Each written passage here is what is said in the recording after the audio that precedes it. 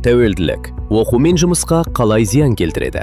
Құмар ойынның зияны кейде бірден ақшадан емес, адамның күнделікті жауапкершілігінен байқалады. Сабаққа көңіл бөлу қиындайды, жұмыста зейін төмендейді.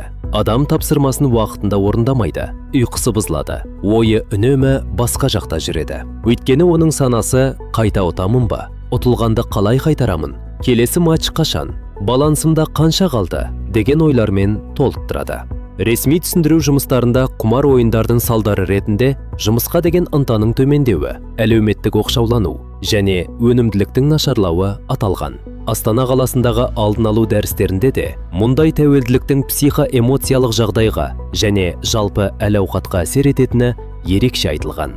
Мысалы, колледжде оқитын еркебұлан кешке тек матч көрмек болып отырады, бірақ матчпен бірге ставка кіреді. Артынша лайф бәстігу басталады. Ол түнге дейін ояу отырады, таңертең ұйқысы қанбайды, сабақта қалып кетеді. Мұғалім айтқанды толық қабылдамайды, үй тапсырмасы кейінге қалады.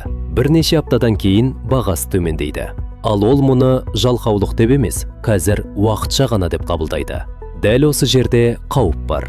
Тәуелділік адамға өз мәселесін шынайы көруге кедергі жасайды. Жұмыста да дәл солай. Адам үзілісте ғана емес, жұмыс үстінде де коэффициент тексеруі мүмкін. Кейбірі ақша табу үшін емес, жоғалтқанын қайтару үшін жұмыс істей бастайды.